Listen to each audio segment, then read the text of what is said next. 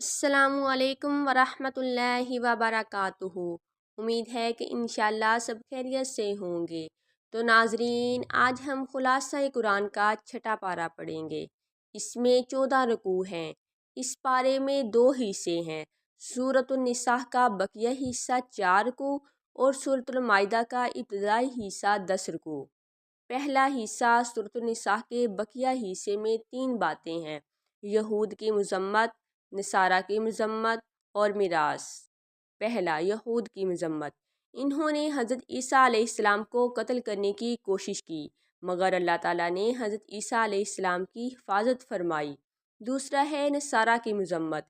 ये लोग हज़रत ईसा अलैहिस्सलाम के बारे में गलू का शिकार होकर अकीदा तस्लीद के हामिल हो गए। तीसरा है मिरास।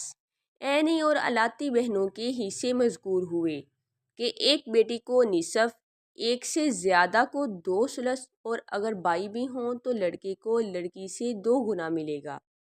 दूसरा हिस्सा है सूरतुल माइदा का, जो इब्तदाई हिस्सा इस पारे में है। इसमें 5 बातें हैं। अफ़वा बिल अक़ूद, हर जायज़ अहद और अक़द जो तुम्हारे और रब के दरमियान हो या तुम्हारे और इंसानों के दरमियान हो, इसे पूरा करो। दूसरा है हराम चीज़ें, बहने वाला खून, खंजीर का गोश्त और जिसे गैरुल्लाह के नाम पर ज़िबा किया गया हो। तीसरा है तहारत, वज़ू, तयम्मुम और गुस्ल के मसाइल। चौथा है हबील और कबील का किस्सा। कबील ने हबील को कत्ल कर दिया था।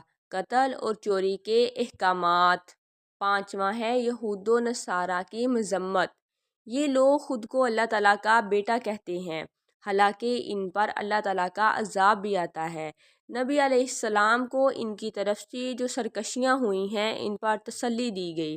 मुसलमानों को इनसे दोस्ती करने से मना फरमाया गया और हज़रत दाऊद और ईसा अलैहिस्सलाम की ज़ुबानी इन पर लानते खुदाबंदी मज़कूर हुई। फिर आखिर में बताया कि ये तुम्हारे ख़तरनाक दुश्मन हैं।